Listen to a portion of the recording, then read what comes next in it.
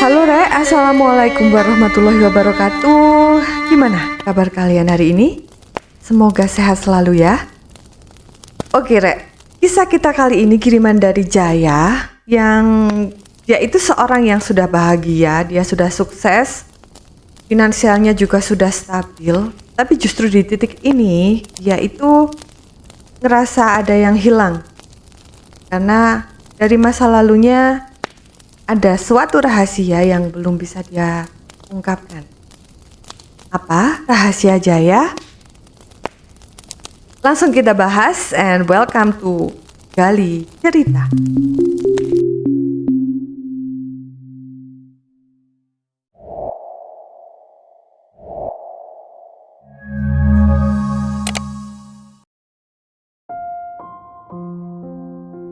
Jaya, seorang anak panti asuhan yang telah tumbuh dewasa dan harus belajar hidup mandiri. Karakternya tegar, pantang menyerah. Setelah keluar dari panti, dia harus bekerja keras dari bawah. Mulai jadi tukang cuci piring di warung sampai jualan kecil-kecilan. Meski sering merasa kesepian, dia tetap semangat dan menabung sedikit demi sedikit. Akhirnya, setelah bertahun-tahun, Jaya berhasil membuka bisnis kecil yang berkembang pesat, sebuah kafe miliknya sendiri. Jaya pertama kali bertemu Aisyah saat bekerja di kafe kecil miliknya. Aisyah datang sebagai pelanggan tetap yang sering mampir setelah pulang kerja. Dia orangnya ramah dan ceria, dan itu membuat Jaya tertarik. Awalnya, Jaya ragu buat mendekati karena merasa belum pantas. Tapi mereka sering ngobrol santai hingga akhirnya mereka jadi dekat. Jaya mulai menunjukkan perhatiannya dengan cara sederhana, seperti menyiapkan minuman favorit Aisyah sebelum dia datang atau mendengarkan ceritanya setiap kali dia ingin curhat. Aisyah pun mulai merasa nyaman dan melihat kesungguhan hati Jaya yang selalu bekerja keras dan rendah hati. Ketika hubungan mereka mulai serius, Aisyah memperkenalkan Jaya ke keluarganya. Ayah Aisyah awalnya kurang setuju karena latar belakang Jaya yang sederhana dan pernah tinggal di panti asuhan. Sang ayah menganggap Jaya belum cukup mapan dan khawatir dia tidak bisa memberikan kehidupan yang layak untuk putrinya. Jaya tidak menyerah, dia terus menunjukkan kesungguhannya dengan memperlakukan Aisyah dengan penuh cinta dan berusaha membangun hubungan baik dengan keluarga Aisyah. Suatu hari, ketika kafe yang dikelolanya menghadapi kesulitan keuangan, Jaya menunjukkan kegigihannya dengan mencari solusi dan bekerja keras. Melihat kerja keras dan ketulusan Jaya, hati ayah Aisyah perlahan mulai luluh. Dia akhirnya sadar bahwa Jaya adalah sosok yang bisa diandalkan dan mencintai Aisyah dengan tulus. Ayahnya pun memberikan restu, dan akhirnya Jaya menikah dengan Aisyah dalam suasana bahagia bersama keluarga. Setelah berhasil membangun kehidupan yang stabil bersama Aisyah, Jaya mulai merasa ada kekosongan yang belum terisi. Meskipun hidupnya sudah membaik, dia merasakan kerinduan yang dalam untuk bertemu ibunya dan mendapatkan jawaban atas pertanyaan yang selama ini dia simpan sendiri. Sejak awal, Aisyah sudah merasa kurang setuju dengan keinginan Jaya untuk mencari ibu kandungnya. Dalam hatinya, Aisyah merasa bahwa tidak ada alasan yang cukup kuat untuk meninggalkan anak sendiri di panti asuhan. Apalagi jika itu sampai seumur hidupnya. Perasaan ini membuat Aisyah selalu ragu ketika Jaya mulai bicara tentang niatnya untuk mencari ibu kandungnya. Di suatu malam, saat Jaya mengungkapkan keseriusannya, Aisyah mencoba menyampaikan kekhawatirannya. Aku gak yakin ini ide bagus, Jai. Kamu udah hidup yang bagus sekarang. Keluarga kita udah cukup. Kamu tahu kan, pasti ada alasan kenapa ibumu ninggalin kamu di panti. Dan aku takut itu adalah alasan yang buruk buat kamu jika kamu tahu kebenarannya, ujar Aisyah dengan hati-hati. Namun, Jaya tetap ingin menemukan jawaban atas masa lalunya. Baginya, pertemuan dengan ibunya adalah bagian dari perjalanan hidupnya. Jaya memulai pencarian dengan mengunjungi panti asuhan tempat dia dibesarkan. Di sana, dia mencari arsip lama untuk menemukan petunjuk tentang keluarganya. Dari catatan lama, Jaya menemukan sedikit informasi tentang nama ibunya dan kemungkinan tempat tinggal terakhirnya. Bermodal informasi yang terbatas, Jaya mulai mengunjungi tempat-tempat yang disebutkan dalam catatan itu. Dia mendatangi tetangga dan orang-orang yang mungkin mengenal ibunya dulu. Meski banyak yang sudah lupa atau tidak tahu, ada seorang wanita tua yang ingat pernah mengenal seorang perempuan yang sesuai dengan deskripsi ibunya, dan dia memberi Jaya petunjuk lebih lanjut.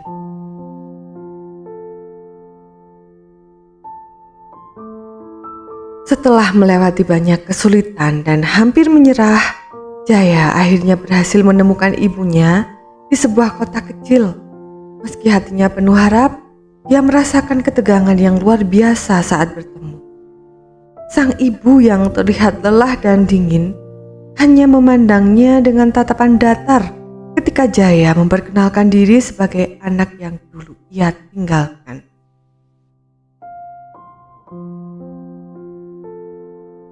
Ibunya tidak menunjukkan kehangatan yang Jaya bayangkan. Dengan suara dingin, dia mengakui bahwa memang dia adalah wanita yang melahirkan Jaya. Tapi dia tak pernah menganggap dirinya sebagai seorang ibu yang seharusnya merawatnya. Aku sengaja nitipin kamu di panti. Hidupku dulu keras. Aku gak mau kamu ikut hancur di dalamnya, katanya tanpa rasa bersalah. Ibunya mengungkapkan alasan sebenarnya bahwa dia adalah seorang pekerja tunasusila dan merasa tidak layak untuk merawat Jaya. Dengan suara penuh penyesalan namun tanpa keinginan untuk berubah, dia mengungkapkan bahwa baginya meninggalkan Jaya di panti asuhan adalah satu-satunya cara untuk memberikan kesempatan hidup yang lebih baik. Meski Jaya memohon untuk membina hubungan, ibunya menolak. Aku sudah ngelakuin bagianku dengan ngelepasin kamu. Itu pengorbanan terbesarku, ujarnya. Dia tidak mau mengingat masa lalu atau menghadapi konsekuensi dari keputusannya dulu. Dengan mata penuh air mata, Jaya mengakhiri segala harapan yang telah ia tumpukan kepada ibunya. Ia menyadari bahwa sosok ibu yang selama ini ia cari tidak seperti yang dia bayangkan. Jaya pulang dengan perasaan yang berbeda. Rasa sedih karena perlakuan ibunya dan sedikit rasa lega karena dia sudah bisa melihat wajah ibunya. Meskipun dia merasa hancur karena ditolak ibunya, Jaya masih sangat berharap agar ibunya mau berubah. Dia memberanikan diri bertanya lebih lanjut untuk mengetahui siapa ayah kandungnya, berharap bisa memahami sedikit tentang asal-usulnya. Dengan hati yang penuh harapan, Jaya bertanya, "Ibu, tolong Bu, aku ingin tahu siapa sebenarnya ayahku." Ibunya menjawab dengan ketus, "Kamu tanya siapa bapakmu? Aku aja gak tahu. Bapakmu cuma salah satu pelanggan. Aku bahkan gak pernah peduli siapa ayahmu." Jaya terdiam. Hatinya semakin hancur mendengar jawaban itu. Tapi ibunya tidak berhenti di sana. Seolah ingin menghilangkan semua harapan Jaya, ia melanjutkan, "Dengar ya, kamu bukan satu-satunya anak yang kutitipin di panti. Masih ada satu lagi adikmu, cewek, tapi bapaknya beda.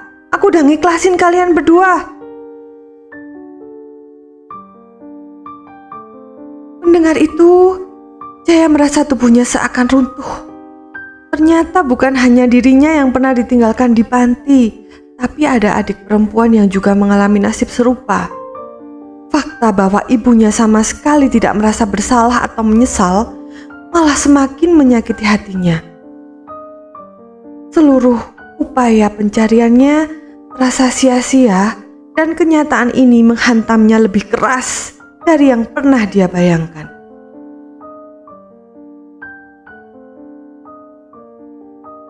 Tapi Jaya masih tidak menyerah. Dalam dirinya ada keinginan yang kuat untuk mendapat kejelasan tentang ayah kandungnya. Berulang kali ia menghubungi ibunya berharap ada sedikit kehangatan atau setidaknya jawaban pasti yang bisa memberinya ketenangan. Dan karena Jaya terus mendesak, ibunya setuju memberitahu siapa ayah Jaya, tapi dengan satu syarat.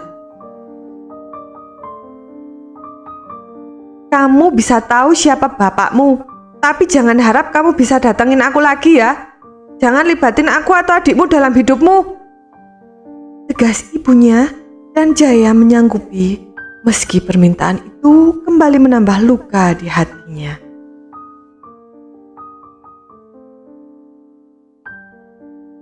Bermodal informasi dari ibunya, Jaya berhasil menemukan sosok pria yang selama ini ia cari.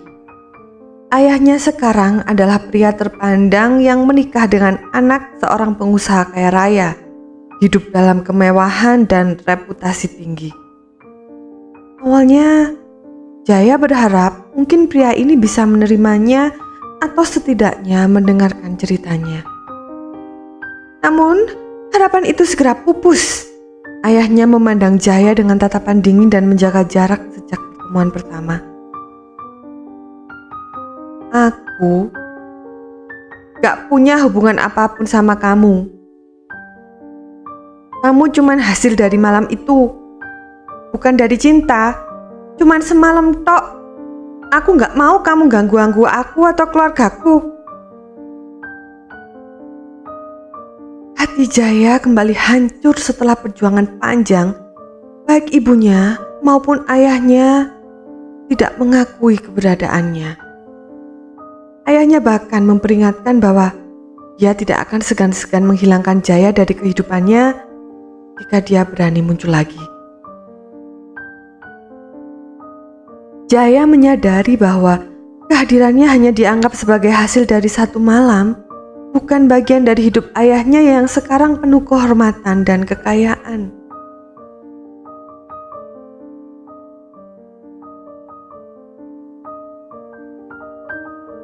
Tapi meski Jaya melalui berbagai kejadian menyakitkan dan berulang kali dari ayah ataupun ibunya, Jaya tetap tidak menyerah.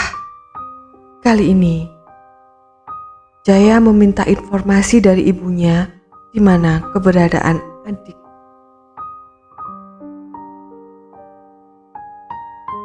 Dan setelah didesak beberapa kali, akhirnya ibunya memberitahu satu informasi terakhir, yaitu lokasi panti asuhan tempat adik perempuan Jaya berada. Dengan nada acuh tak acuh, ibunya berkata,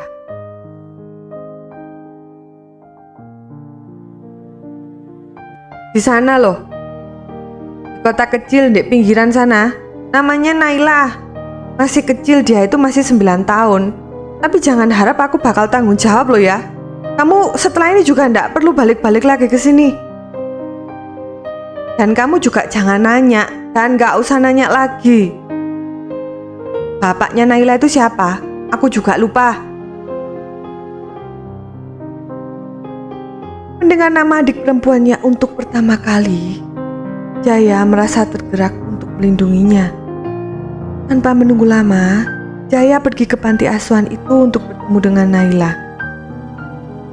Jika melihat seorang gadis kecil yang tampak polos dan tak bersalah, Jaya merasa ada tanggung jawab besar di pundaknya. Dia tak ingin Naila mengalami nasib yang sama seperti dirinya, merasa terabaikan dan kehilangan arah. Jaya pun memutuskan pulang untuk membawa Naila. Dia berjanji dalam hati bahwa dia akan menjadi kakak sekaligus orang tua yang baik bagi Naila. Meski hidup ini penuh tantangan, Jaya bersumpah akan memberikan Naila kasih sayang dan perhatian yang tak pernah dia dapatkan dari orang tuanya. Dengan kehadiran Naila, hidup Jaya dan Aisyah berubah. Meski awalnya kaget, Aisyah pun menerima Naila dengan penuh kasih. Mereka bersama-sama merawat Naila, memberikan kehidupan yang layak dan penuh cinta. Sesuatu yang selama ini sangat Jaya impikan. Bagi Jaya, menemukan dan merawat Naila bukan hanya sebagai tanggung jawab, tapi juga pelipur lara yang mengobati luka masa lalunya. Saat ini, Naila telah berusia 17 tahun dan menjadi seorang gadis yang penuh semangat dan taat agama. Setelah Jaya membawanya dari panti asuhan, Naila dibesarkan dengan penuh kasih sayang dan perhatian. Jaya memutuskan Naila untuk menaruhnya di pesantren dengan sistem asrama, berharap agar Naila bisa berkembang menjadi pribadi yang kuat dan solehah. Di pesantren, Naila menemukan kedamaian dan kedekatan dengan Tuhan. Setiap hari, dia sibuk dengan kegiatan belajar agama, mengaji, serta berbagai kegiatan sosial di pesantren. Meskipun kehidupan di pesantren penuh dengan aturan yang ketat, Naila merasa nyaman karena dia tahu Jaya selalu mendukungnya dari jauh.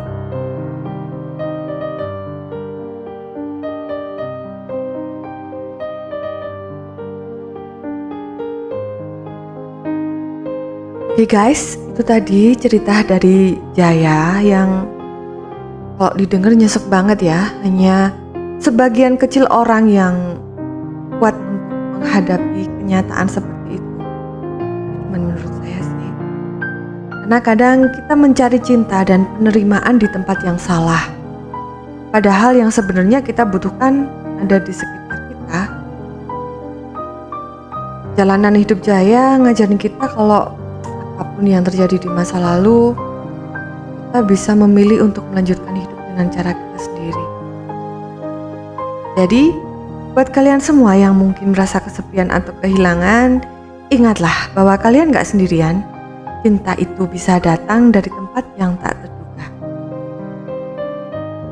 Oke, aku juga pengen dengar pendapat kalian.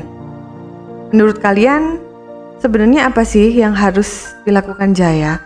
Apa emang dari awal harusnya nggak usah dicari? Karena kan ya apapun alasannya, nggak seharusnya seorang ibu ninggalin anaknya kan? Atau ya udah bener kok Jaya sekarang emang harusnya nyari ibunya, karena kan gimana pun juga dia lahir dari seorang ibu ya kan? Aku tunggu komen kalian di bawah ya.